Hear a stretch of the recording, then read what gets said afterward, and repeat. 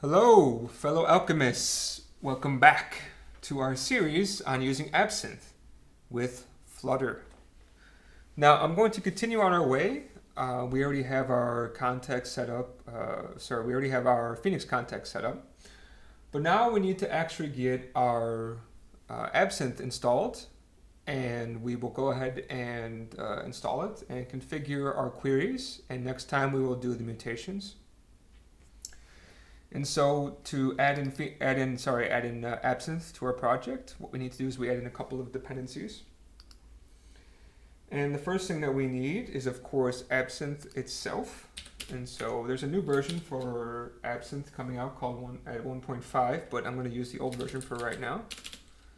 So it's Absinthe, and it should be around version 1.4.16. The latest as I have set up everything. We also need Absinthe plug 147, and finally we also need Absinthe Phoenix, so we can actually use subscriptions 1.4.4, and that should be enough. So now we just need to run our mix deps kit. Got everything. Now the next thing I want to do is I want to go ahead and we can start off with a test. And so what I like to do at least is inside of my web folder, I go ahead and I create a new folder called API, just for my API. Oops, sorry. Should be new package. API, and then we're going to need to have a schema file. Actually, sorry, we're not going to have a schema file. What we're going to have actually is we're going to have to test out our queries. So within here, I will create, I'm going to create a query folder for all of our different queries. And within our query, I want to test out the task queries, so these are going to be task tests. And now for the task test, what we're going to do is we're going to define our module, Flutter API, web API, query, task test. We need to use our con case because we're going through our connection. Flutter API, con case, web con case, async true. And we need to set up, actually one more thing that we need to do is we need to actually add in a task, because our first query is going to be getting all of our tasks. So in this case, I'm going to go ahead and alias my Flutter API fixtures. And we set up having a task. And we call our task fixture. And we're going to make up a task. We'll just call it write code.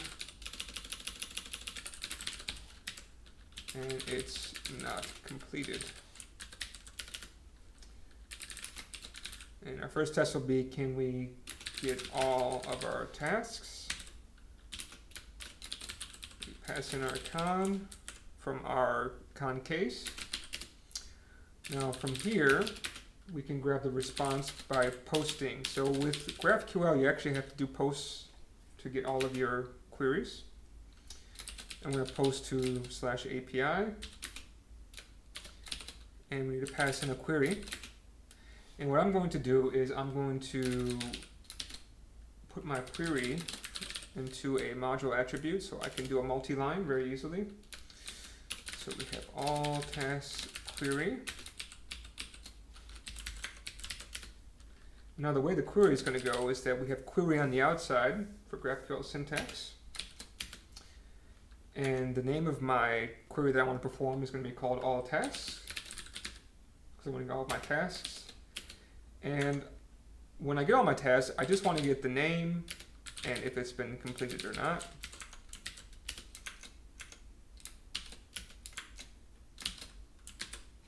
That's good enough for me. And then I just need to assert that what I get back is my task from before. And so what I should have is data. All of our data is going to be wrapped in this data. And we get all of our tasks. So this, as you can see, is going to match, right? The name of the query we're performing is going to match over here, if I can spell properly. And this is going to be a list of our tasks. In this case, we just have one task. And because I only asked for the name and completed that, I should be able to get that. So of course, this one's going to be write code. And then finally, completed, we mark that as false. There we go.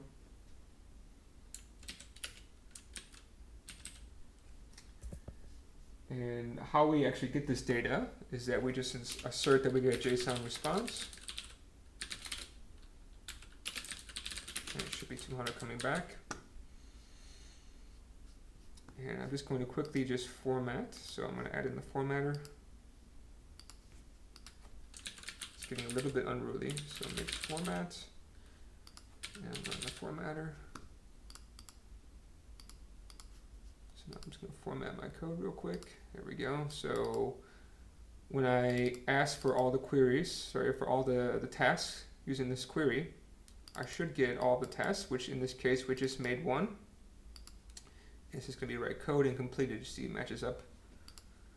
So now if I run my test,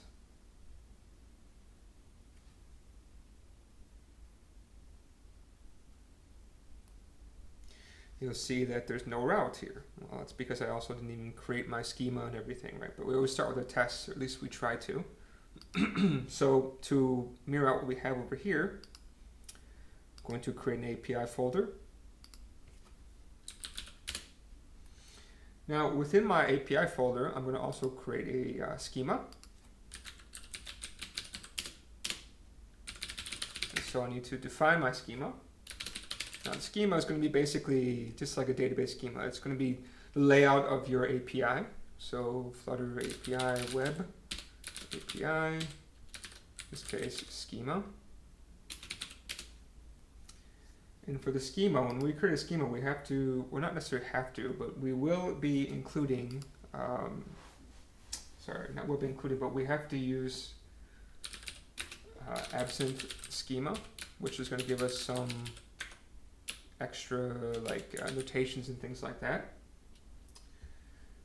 And then all I have to start to do right now is basically just define a query block. So within this query block over here, which we get from Absinthe schema, we can define all of our queries. And so for instance, I'm going to define all tasks, and it's going to be a list of non-null tasks.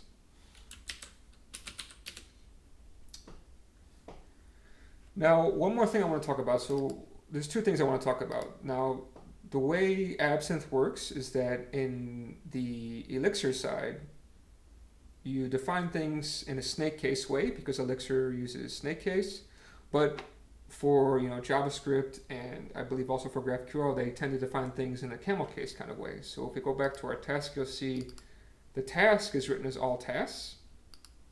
But when we define that, we define it with snake case. And Absinthe will actually do the conversion for us.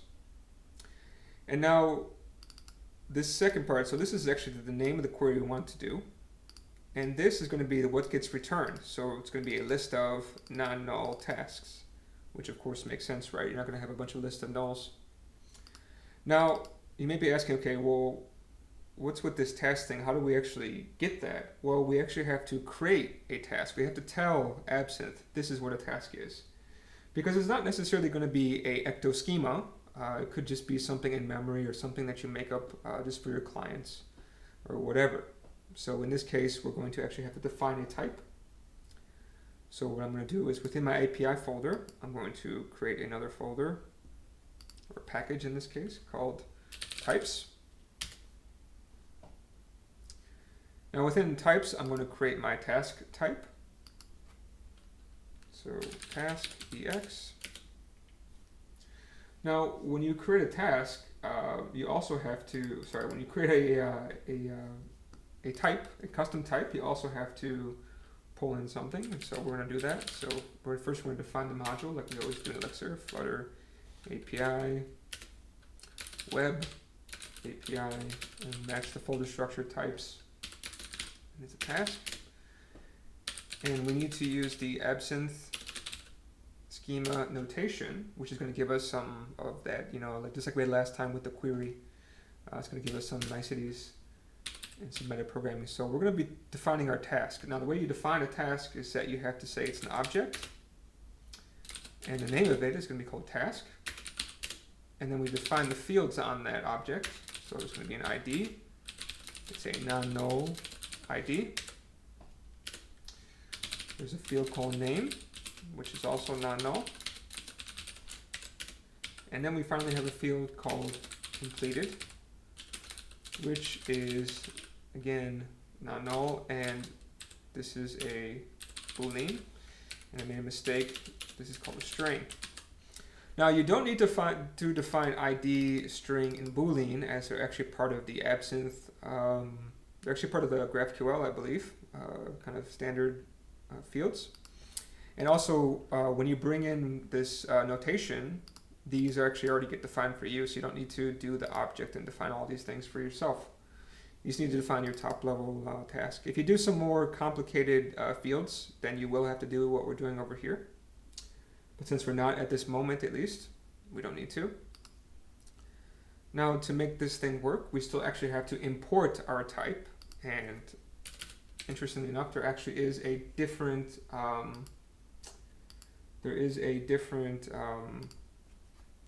would you say that? There's a syntax for that. So what I want to do right now is I want to actually alias in our types. So Flutter API web types task. And for this one, I'm actually going to just pull in the types. And I just want to import our types, which is types.task.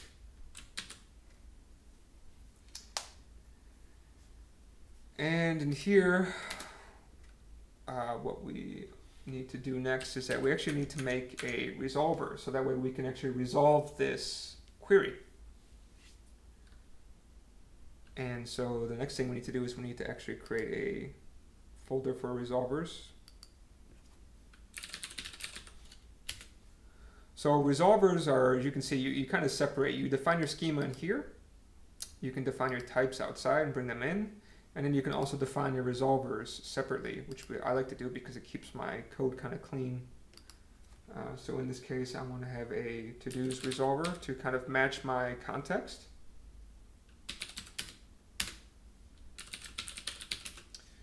So this is our Flutter API web API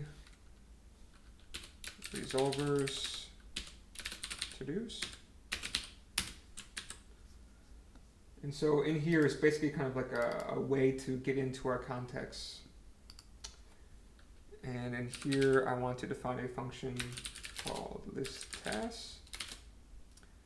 You're going to get basically three things. You're going to get your root, which we'll talk about later on.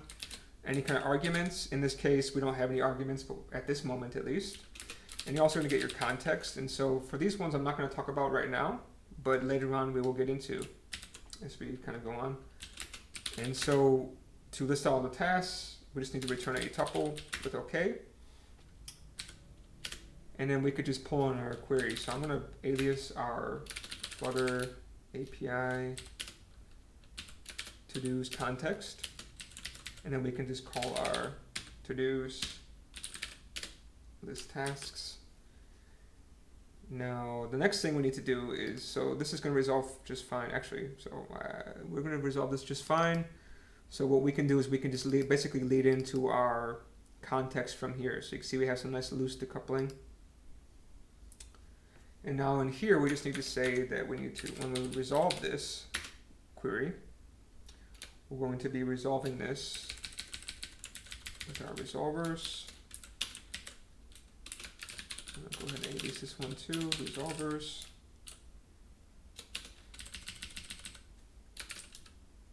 Resolvers to-dos, this tasks. We can just pass in our reference to here.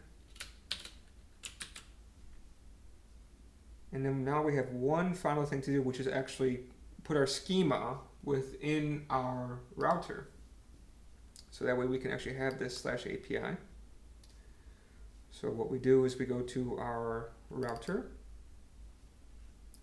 Now within our router, we already have an API pipeline over here. So what we can do is we can just basically piggyback off of that. We can define a scope.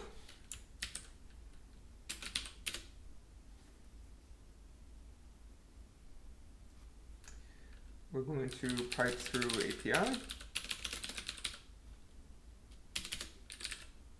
And sorry, we're going to forward /API. And this is where the Absinthe plug comes in, using the Absinthe plug.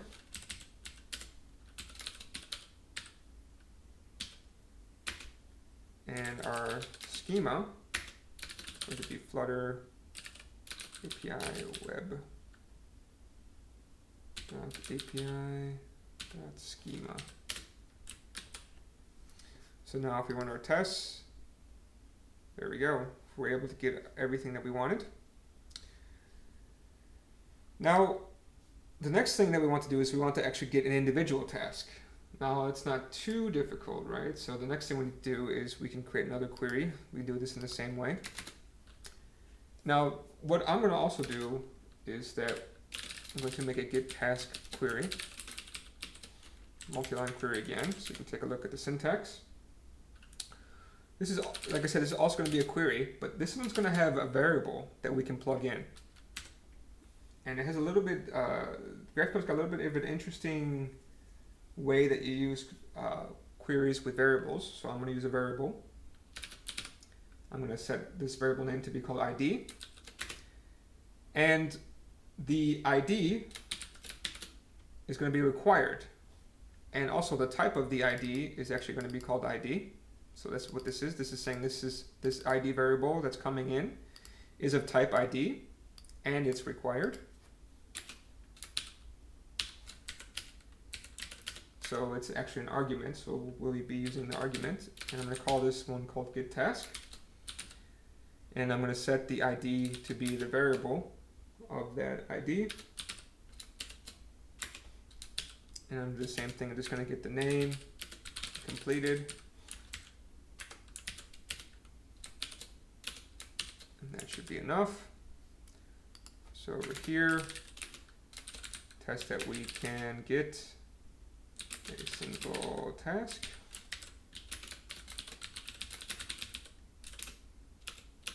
And I'm going to grab the task ID.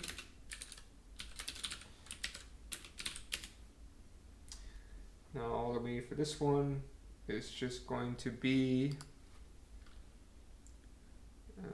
response. In fact, actually we can take this, copy this in here, don't need to type so much. Change our query out to be the get task query. Now this one's going to have a variable, right? So for query, we're going to use that query. But for the variables, we need to set it up differently. We're going to pass in the ID.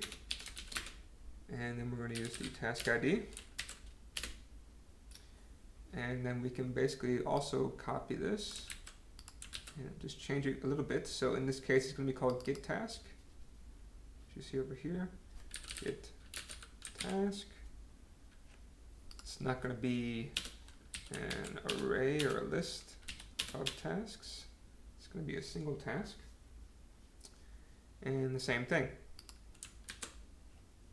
So now when we run our tests, we have a failure.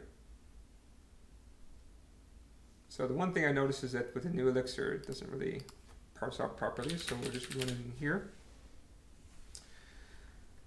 Now you'll see over here, we're expecting this, but actually we got an error because we don't know this query field, or this query basically. So now we go back to here.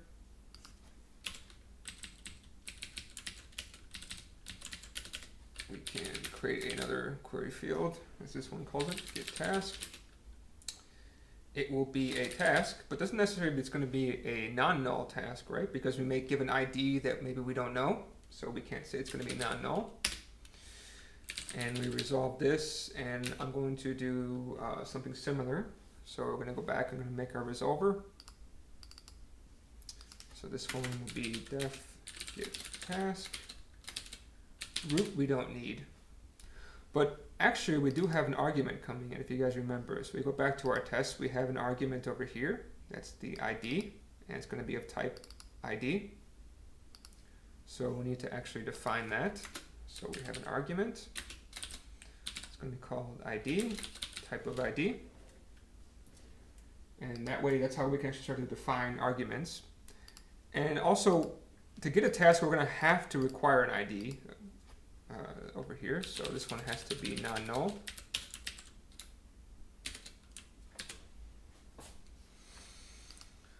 And the nice part about this one being non-null is that GraphQL or Absinthe will actually stop anything from going to your resolver if it doesn't actually fulfill this non-null part over here, which is very, very nice and very interesting. So basically you can guarantee that what's coming to your app will be a non-null ID, which takes a lot of hassle off of trying to handle errors, right? So I think it's much, much better. So in this case, we will have an ID coming in, if you remember from our arguments. That's the ID, and we don't have anything to do with our context at this moment still. And so over here, to-dos, get ID, let's see, to-dos dot. Here we go. To-dos dot get task, pass in the ID. So now if we run our test again, let's see, we got a failure. Let's see what's going on. Okay, so this is, you can see this one could be null. Let me see, ID.